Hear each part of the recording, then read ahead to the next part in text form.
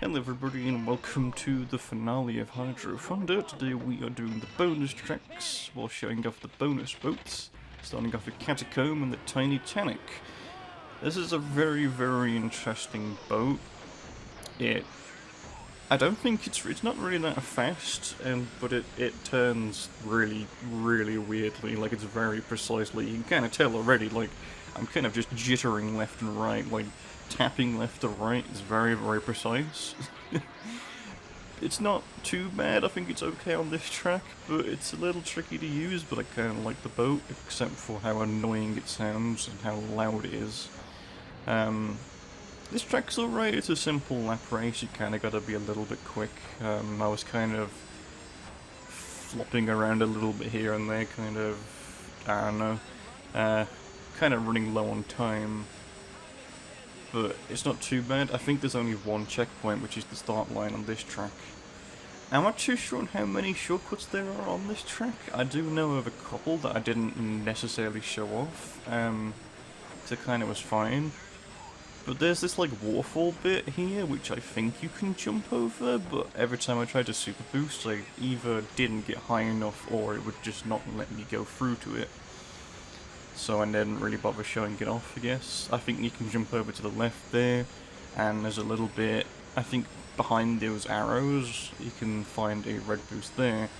But I was kind of fine when it just came to keeping my boost going for these laps and winning anyway. So I decided to do this as another post-commentary episode, just because it's a lot easier for me to do commentary on a game like this and just being able to concentrate when recording on doing the tracks, and then later being able to put my thoughts and opinions afterwards, and being able to just talk about whatever I want to talk about on top of the gameplay. So it's a bit easier for me, and I might do a lot more depending on what I play. I might juggle between doing live commentary gameplays with post-commentary stuff. But yeah, I just thought it'd be a little bit easier for this one, just to get it out of the way. Thankfully, the bonus tracks are pretty simple and chill. They weren't hard at all, thankfully, which would have sucked if they were even harder. But anyway, we're moving on to Castle Von Dandy, which actually took me like one try to beat. Don't know if there's any shortcuts in it, and not that I saw any. And we've got the new armed response boat, which is kind of like a really cool boat that fires. It steers quite well. I think it's a little bit faster than the Tiny Tannic. And it was quite an overall decent boat to use, especially on this track. It was quite linear and open space. So there wasn't really much to collide with. And like I mentioned, I didn't really know if there was any shortcuts here and there. But overall it was a good race. I think this is the one where I kind of have a bit of a slow chase between second and first place. But overall, nothing too bad. This boat actually kind of fires as well. It fires its like turret gun, but it doesn't actually like do anything. It's just a visual effect. It doesn't, as far as I know, it doesn't blow up any of the boats. It ain't like the tank cheat in Toka Touring Car, where you could play as a literal tank that could blow up your opponents. But this is a pretty fun track. It's quite a nice, simple one. Like I mentioned, I wasn't sure if there were any shortcuts here or there. I couldn't quite see any while playing it. So someone could probably tell me if I'm wrong or not. Or I could just look up a guide. I imagine like there's probably some obvious places where there could be shortcuts, but overall it was quite simple to win on anyway. I just kinda tried to keep ahead of Razorback there, the little guy in first place, and I could have lost this race had I not got a little lucky in a second. So like right here he goes like curving around, so I try and take the sharp turn in, and then right here I kind of bash him out of the way into the wall just to kind of take the lead, and that's how I won. If I had not bashed him I probably would have lost, not to retry, but oh well. And here we have Hydro Speedway. This is the last kind of circuit track. I'm using Blowfish. Now this boat This boat turns very, very precisely, and you'll see in just a second. Like, if I'm boosting and then I turn, it's like really slippery.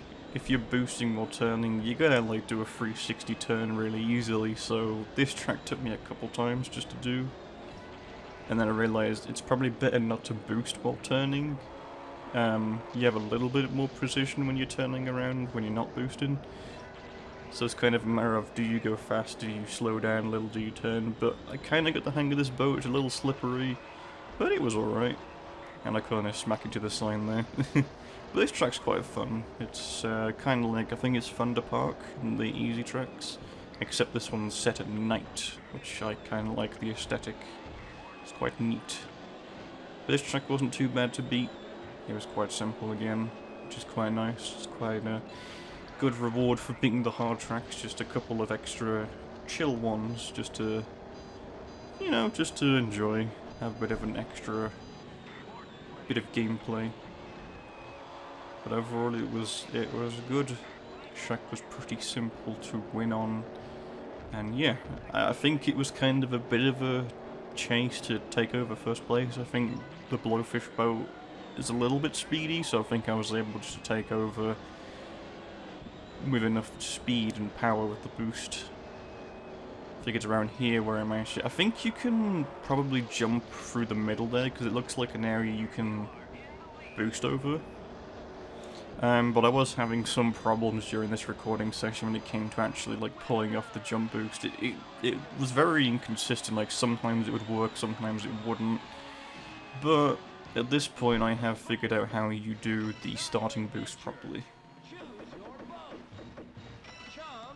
So how you actually did the super booster is you have to brake, accelerate, and then you'd get the boost and the jump. Quite easy to do, just gotta time it with the time. I usually wait until like the freeze just about to disappear, then go into accelerate, and then vice versa. But here we have the last bonus track, which is Nile Adventure. It's definitely the longest track. It's going back to just a straightforward linear track, not a circuit. And this is the Chumdinga boat, which is a very interesting tiny boat with a dog on it, and a guy, and the dog barks constantly. Performance-wise, this boat's alright. I think it's a little fast. Like, it's speedy, and it turns decently, I guess, so it's a decent performing boat. It's probably not the best one at all.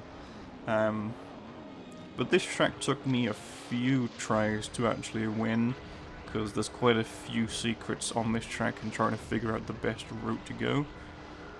Took me a little bit. But it's just a matter of keeping your boost filled up and trying to use it effectively, trying to get into first place, and you should be fine. There's a couple shortcuts on this track that I figured out, but I don't show off here because the super jump just didn't want to work when I needed it the most. I'll actually mention the specific shortcut and something that happened in a little minute, if we're getting to it soon. I think it's through here actually. Yeah, so you're swerving around this area and you got these mummy statues falling. There's one that's like completely fallen over in a second. Right about right here. If you super jump, grab the red boost, this door here opens up and then you can super boost into there again. But the super jump just didn't want to work that time, so I was just like, okay, that's fine, I'll just keep going and just see what happens. But thankfully I beat the track. But a couple attempts before that, I managed to successfully jump over the mummy statue, then do another jump immediately, and an interesting issue happened where the boat didn't have enough speed to get through the gap because the door then closed on the boat and I got stuck in there. So that was kind of annoying, but then it eventually kicked me out because this game has a bit of a respawn system. You can't turn around and try and go back, otherwise it'll kick you out, and I guess it realised I was stuck, and so it booted me back out and back onto the track, but I had to restart anyway because I was far behind. And this was also another just close call. Catching up to first place. This is near the end of the track. Just trying to keep your boost going. Just so I have enough speed to catch up to him. But this was a pretty fun track. As it is, the Nile Adventure was quite thematic. And it was very, very cool to end the game off. And that's all the bonus tracks. So as far as I know, there aren't any credits in this version of the game. I kind of wanted the game to end off on credits. So I decided to do one last race on the Lost Island using the Razorback, just to show that I've used it and won a track with it.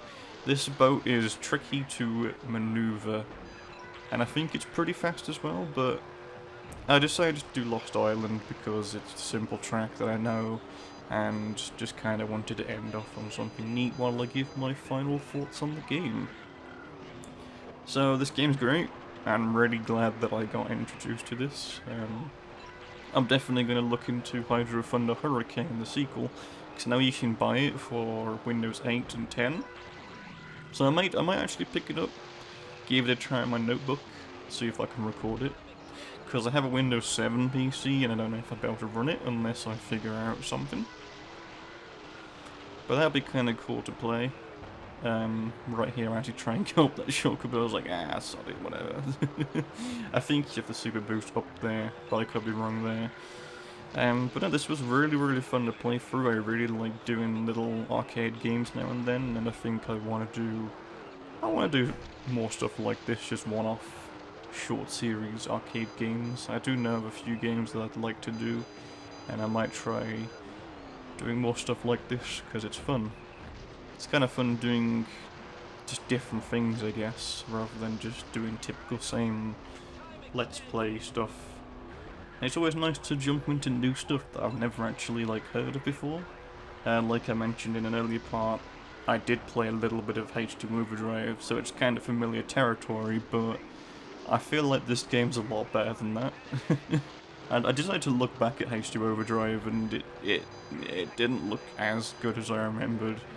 But this game is really, really fun, and I'm glad I picked it up. Wait, why did I quit? Oh, I quit because it came second. I didn't edit that. Oh well, that just gives me more time to talk, I guess.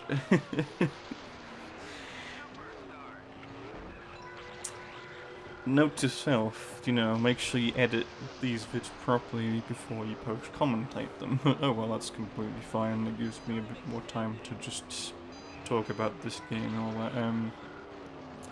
There's games I definitely want to do little series on. I think I want to do Crazy Taxi. I want to try out some of the other games that Big Trevor you've mentioned to me.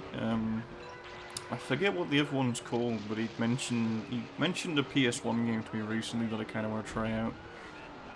He'll probably remind me next time I talk to him or something, and then I might do a video on that. But this stuff is really fun to just record and try out and play and showcase, because there's a lot of hidden gems, and it'd be really cool if I could run into an arcade machine of this game, or I think Hurricane is also an arcade game, having an arcade cabinet. I could be wrong about that. I think it was just a console-based thing. It's on the 360 and the PC, but I don't have a 360. I mean, technically I do, but it's broken. It's not even mine, so I'll probably get it on PC if I'm able to. But this was a really fun series to do. I had a lot of fun doing it. I'm probably going to play this game a lot more. Try and beat my high scores. I might try and beat all the tracks with Razorback. I might just do that in my own time as a nice little challenge. Because that'd be kind of cool to do. But, yeah. So I've done 2 races of Lost Island, but oh well. That's all fine. That is the end of the Hydro Thunder series. I mean, I could continue it if I wanted to. Big Cherry told me about a circuit mode in the PS1 edition, which I could show off. I don't know yet. I kind of want to end the series on a high note here, because I had fun, and yeah, I've shown everything. So, I hope you've all enjoyed this series on Hydro Thunder, and I will see you all next time for... I don't know yet. I might do another arcade thing. I kind of want to see if I can get the MAME emulator running again and try and get the Lost World Jurassic Park game running, because I had that before, and I wondered if I'd be able to record it, because that would be really cool to play through. Do a bit of a on-rail shooter series for stuff. House of the Dead, that's another one I could do. But yeah, I will see you all next time for whatever I decide to do next, I guess.